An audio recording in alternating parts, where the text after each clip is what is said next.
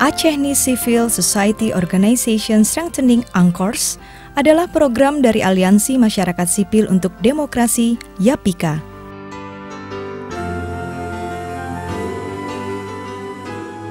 Program ini bertujuan untuk meningkatkan kualitas perencanaan dan pelaksanaan kegiatan-kegiatan rekonstruksi dan pelayanan publik secara adil, partisipatif, dan tidak diskriminatif.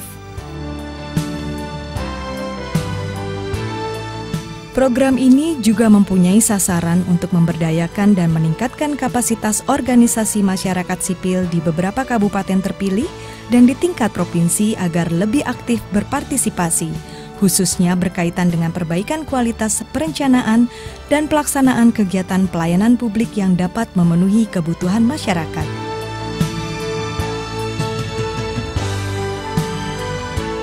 Program Angkors ini sesungguhnya bukan sesuatu yang baru. Jadi berdasarkan pengalaman YAPIKA, kami punya beberapa kontak-kontak di sana. Jadi kami memulai program Angkors ini sebenarnya dengan satu assessment, ya, satu survei tentang situasi masyarakat sipil pasca tsunami. Nah, ketika itu kami melihat bahwa banyak masyarakat yang membutuhkan kepemimpinan, lebih-lebih setelah adanya bencana, maka kemudian perhatian terhadap hak-hak masyarakat itu penting untuk ditingkatkan.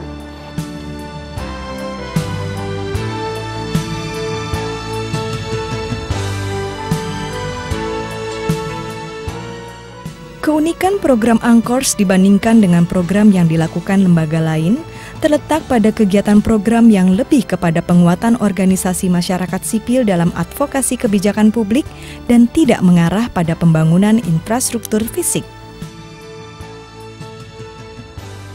Idenya adalah setelah tsunami, bukan saja fisik yang rusak, tapi juga banyak kalangan elemen-elemen masyarakat sipil yang sedianya juga perlu dibangun kembali, perlu diperkuat kembali.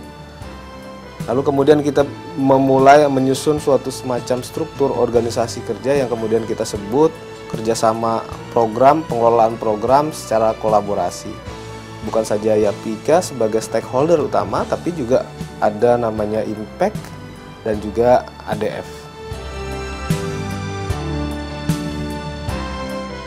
YAPIKA mempunyai 14 mitra organisasi masyarakat sipil yang terbagi di 6 kabupaten dan 5 mitra YAPIKA di tingkat provinsi. Dari kegiatan-kegiatan yang dilakukan YAPIKA, program Angkors telah memberikan kontribusi terhadap peningkatan partisipasi masyarakat sipil untuk mempengaruhi kebijakan pemerintah dalam memberikan pelayanan publik, khususnya bidang pendidikan, kesehatan, dan administrasi kependudukan. Nah, penguatan kapasitas itu dilakukan melalui training dan melalui istilahnya coaching. Coaching itu maksudnya adalah untuk melihat sejauh mana hasil training itu diterapkan di mitra. Misalnya peserta training itu sejauh mana dia menerapkan apa yang didapat pada saat training di bidang pekerjaannya.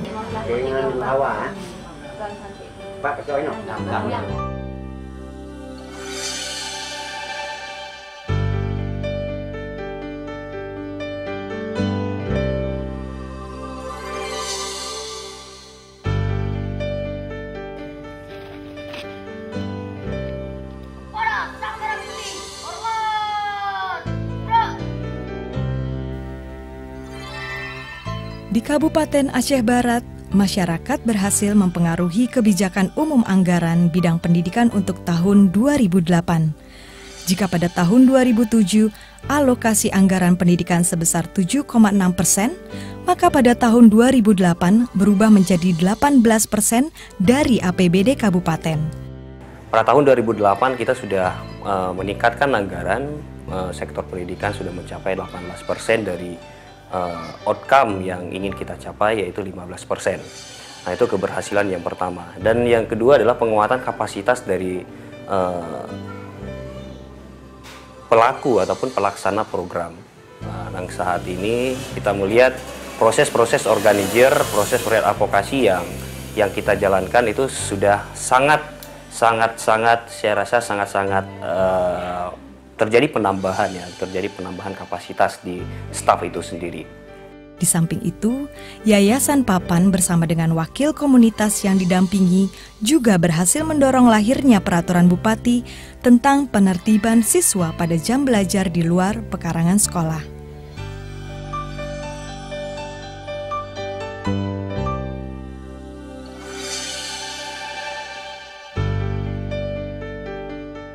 Dengan Papan, LSM Papan mengajak untuk bagaimana kita tingkatkan fungsi, kinerja, sekaligus mengajari daripada komite-komite ini untuk melaksanakan fungsinya sebagai komite sekolah. Oleh karena itu, kalau kita bandingkan daripada tahun yang lalu, tentu ada peningkatan. Sebelumnya itu ada 50% kegiatan komite, tetapi pada tahun setelah pendampingan oleh Papan itu ada peningkatan hingga pada persentase, kalau saya bisa sampaikan itu hampir 92%. Di Kabupaten Aceh Jaya, Yayasan Mataraja mendiskusikan gagasan menyangkut substansi UPK serta mekanisme yang efektif dan partisipatif dalam pengelolaan UPK dengan Bawasda. Yayasan Mataraja juga melakukan pendekatan kepada Bupati, Bapeda, dan DPRD, khususnya Komisi A dan Komisi D agar gagasan tersebut mendapatkan dukungan yang lebih besar. Sebelum ada UPK memang sulit sekali, Pak. Nah, tentang apa misalnya KTP, tentang apa saja yang kita mau ke sana atau ke kecamatan atau ke kabupaten lebih lagi susah, kan? Nah, karena apa? Belum ada peraturan lah. Siapa yang kenal itu yang mudah. Siapa yang banyak duit itu yang mudah, kan? Tapi sekarang selama ini agak lancar sedikit lah, Pak. Selama ada UPK ini agak mudah sedikit dalam perurusannya. Saat ini Yayasan Mataraja dianggap sebagai pihak yang berkompeten dalam proses pembuatan kebijakan di Aceh Jaya.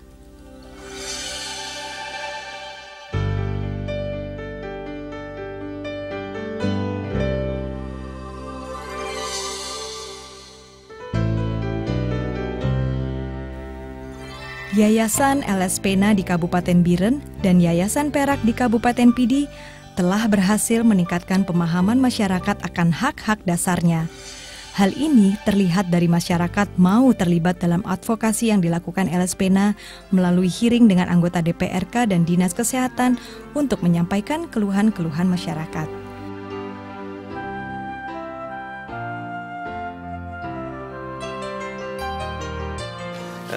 Jadi apa yang sudah dilakukan oleh LSPena dari beberapa pertemuan dengan kami, baik di Biren maupun di kabupaten maupun di kecamatan-kecamatan, ini sangat positif sekali. Apalagi masyarakat sangat antusias menerima hasil dari menerima LSPena di dalam mengadakan penelitian. Karena dengan adanya penelitian mereka baru tahu apa yang menjadi hak mereka. Dengan ilmu pengetahuan atau pemahaman yang diberikan oleh rekan-rekan di LSPena, ini dapat membangkit tingkat masyarakat tentang pemahaman kesehatan. Itu adalah salah satu program yang telah dirasakan oleh masyarakat. Apalagi saat-saat ini oleh masyarakat sendiri, karena kita sering berbicara dan berkumpul dengan masyarakat di Kabupaten Biren, kita telah dapat menghasilkan suatu draft kanun yang rekan-rekan di Yabuk Sung ini sejumlah 20 orang ikut terlibat. Dengan cara kita adakan FGD, kita hearing, kita sharing dengan Bupati, dengan Kepala Dinas, dengan rekan-rekan di Puskesmas. Semua mitra telah membangun interaksi secara formal maupun informal dengan pihak pemerintah maupun DPRD melalui serangkaian workshop sosialisasi, lobby, dan pertemuan-pertemuan lainnya untuk menyampaikan isu-isu pelayanan publik yang akan diadvokasikan. Dari serangkaian kegiatan yang dilakukan tersebut, ada 49 orang yang berasal dari kalangan eksekutif maupun legislatif di 6 kabupaten wilayah kerja yang telah memberikan dukungan politik atas isu yang diadvokasikan oleh organisasi masyarakat sipil mitra.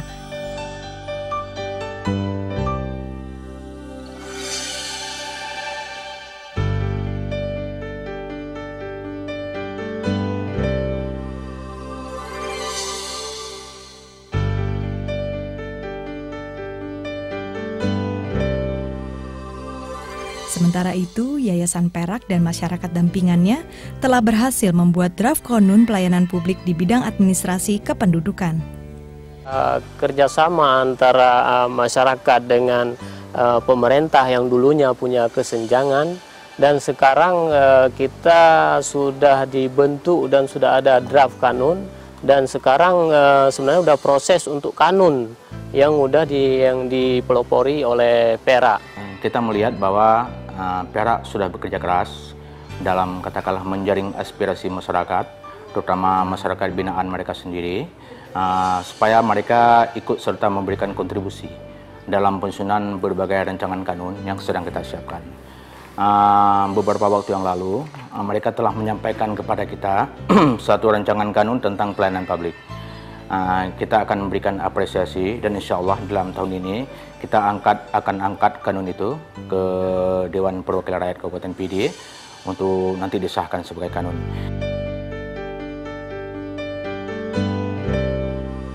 Di Aceh Singkil, Yayasan RTA dan Yayasan Daun telah menghasilkan rancangan draft SPM Pendidikan dan Kesehatan. Yayasan RTA dan Yayasan Daun telah menyerahkannya kepada DPRK, Dinas Pendidikan, Dinas Kesehatan, dan Bupati Aceh Singkil. DPRK Aceh Singkil menyatakan bahwa rancangan draft SPM Pendidikan dan Kesehatan kedua yayasan tersebut akan menjadi prioritas masuk ke Prolek tahun 2008.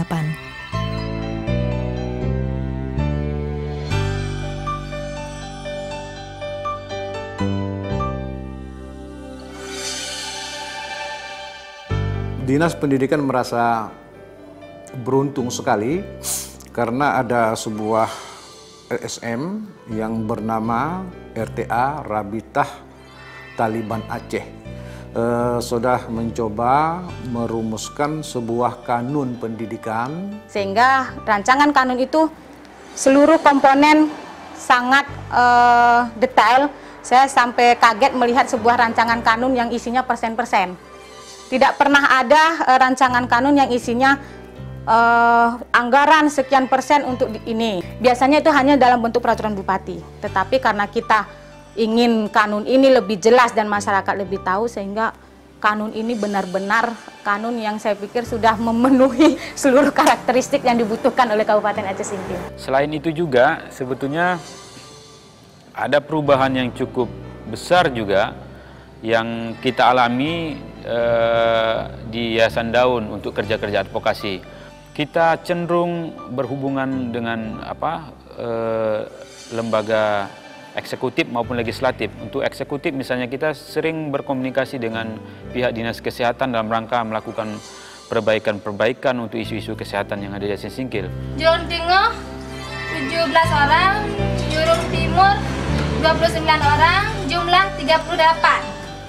Selain terjadi penguatan kapasitas di dalam lembaga, terjadi juga peningkatan kapasitas dalam hal melakukan pengorganisasian masyarakat dalam mengembangkan kelompok-kelompok masyarakat untuk melakukan pengumpulan data secara valid demi kepentingan advokasi. Disinilah kita melakukan musyawarah dengan masyarakat Gampung, kemudian dengan tokoh masyarakat, Tua Haput, Pak Keci, dan Sekdes untuk membahas hal-hal tentang pelayanan publik, yang khususnya tentang administrasi umum dan kependudukan yang selama ini kita bersama komunitas dampingan kita mendorong, mengupayakan terus terselenggaranya pelayanan yang lebih baik kepada masyarakat.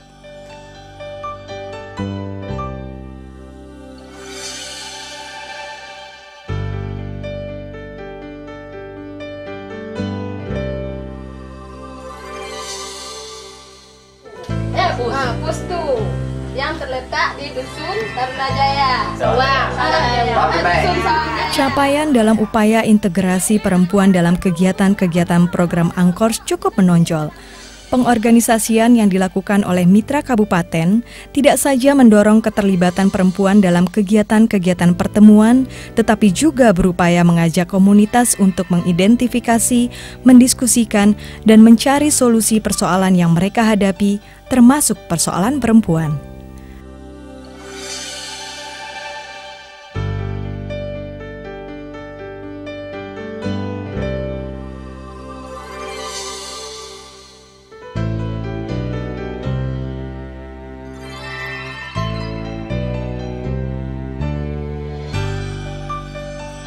Pertama sekali setelah dibentuk AP3 tadi, kami pilih dulu partner kerja, ya, kawan-kawan kerja kami di sana. Kami ajak orang-orang dari ibu-ibu rumah tangga, dari guru juga, dari pokoknya yang LSM yang dari kaum perempuan kami ajak bekerja sama. Terus setelah dibentuk itu kami juga sudah pernah mensosialisasikan ke ibu-ibu, ke ibu-ibu perwiritan, ibu-ibu pengajian, terus ke pemerintah juga udah kami mensosialisasikan. Peran perempuan di desa dampingan yang pasti kalau misalkan ada kegiatan-kegiatan FGD dari CEO, kalau misalkan ada training anggaran itu datang gitu. Hampir beberapa daerah peran perempuan itu hampir sama gitu. Nah, secara berlahan mungkin dengan pendekatan kita juga selain penyuluhan kita ada diskusi rutin dan pendampingan kelompok. Dengan itu masyarakat terbuka dan kita juga masyarakat melibatkan dalam diskusi reguler itu ada 15 kader desa yang kita kumpulkan di satu desa dan ada juga dialog dengan pengambil kebijakan. Nah, di situ kita memberikan penjelasan kepada masyarakat kenapa kita lakukan seperti ini karena kejadiannya seperti gini kita ceritakan kasus-kasus. Nah, akhirnya masyarakat antusias mengikuti dan mereka juga aktif saat kita berdialog dengan pengambil kebijakan. Di Kabupaten Aceh Besar, komunitas dampingan Yayasan Pugar berhasil mendesak Dinas Pendidikan setempat mengucurkan dana bantuan operasional sekolah. Komunitas ini juga berhasil mendesak Dinas Kesehatan setempat untuk memberikan penggantian biaya yang dikeluarkan oleh bidan desa pada saat membantu persalinan. Keberhasilan ini direplikasi oleh 2 desa lain dan berhasil.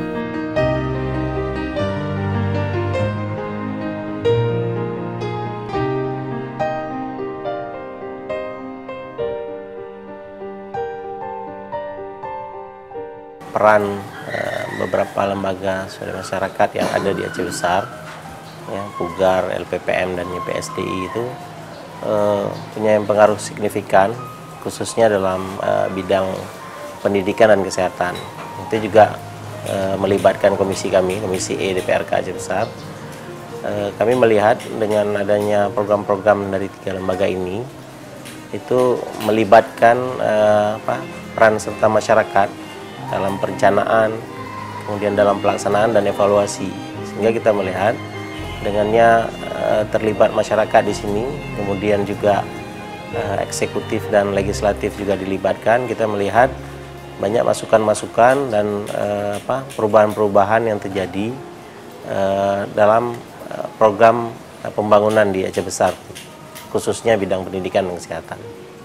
Yayasan Bima di Kabupaten Biren telah menyerahkan dan mendiskusikan rekomendasi kebijakan tentang proses penganggaran pendidikan di Kabupaten Biren kepada pihak eksekutif maupun legislatif.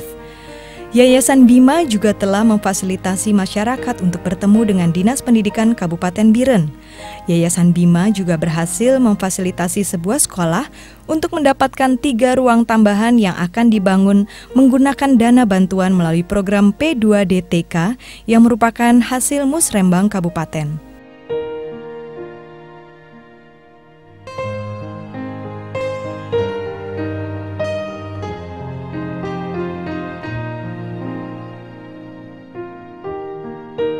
Di akhir Januari 2008 itu draft rekomendasi itu telah rampung kita selesaikan dan sudah kita serahkan kepada pengambil kebijakan eksekutif dan legislatif. Di dalam draft rekomendasi tersebut kita ada sekitar 15 poin yang kita rekomendasikan berdasarkan permasalahan-permasalahan fakta di lapangan yang kita dapatkan selama proses riset. Dengan masuknya Bima ke Alulimeng, yaitu ke Miss Cek Ketapang ini, maka nama, terutama sekali nama sekolah kami sudah terangkat. Yang dulunya boleh dikatakan pemerintah hampir-hampir, bukan tidak, tapi hampir tidak kenal dengan Miss Cek Ketapang, tapi insya Allah sekarang sudah ada perhatian. Bahkan saya dengar, ini konon saya dengar, sekarang pemerintah daerah sudah mengalokasikan dana untuk membangun ruang tambahan. Ini berkat yang pertama advokasi dari pihak BIMA dan kerja keras daripada pihak masyarakat di sini.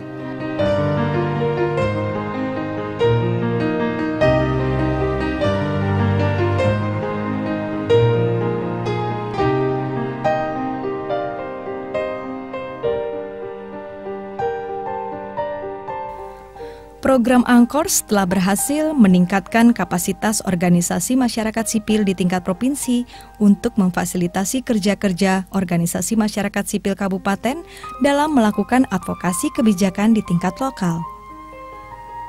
Terjadi peningkatan kapasitas dari fasilitator-fasilitator impact dalam memberikan pelayanan untuk peningkatan kapasitas mitra kabupaten dalam hal lobi dan negosiasi, ansos, dan pengorganisasian rakyat.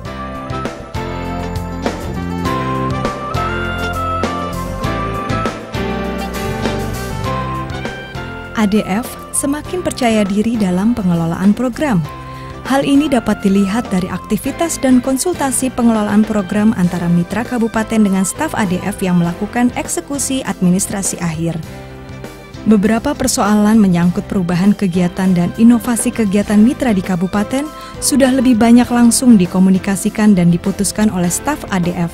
Demikian juga pada proses pemeriksaan ulang laporan keuangan mitra kabupaten.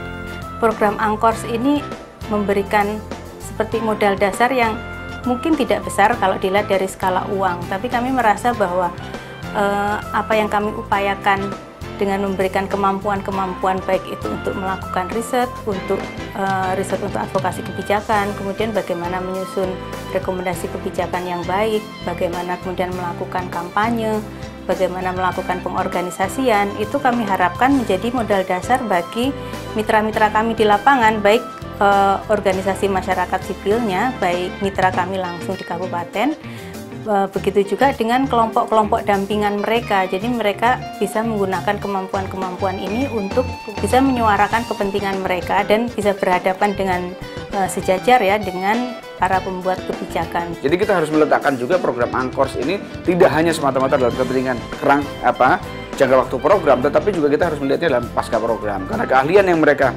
tempa, mereka asah, mereka pertajam selama program ini tentunya akan berguna bagi pengembangan organisasi masyarakat sipil di Aceh di masa-masa yang akan datang. Jadi di sini saya kira menjawab soal signifikansi keberlanjutan program ini. Dengan kerja proaktif yang dilakukan Yapika, program Angkors telah berhasil meningkatkan kapasitas organisasi masyarakat sipil dalam membangun partisipasi aktif berbagai kalangan masyarakat dan aktor pembangunan lainnya untuk secara bersama-sama mencermati masalah-masalah pelayanan publik yang terjadi di tengah masyarakat dan mengusulkan beberapa rekomendasi kebijakan untuk perbaikan di masa yang akan datang.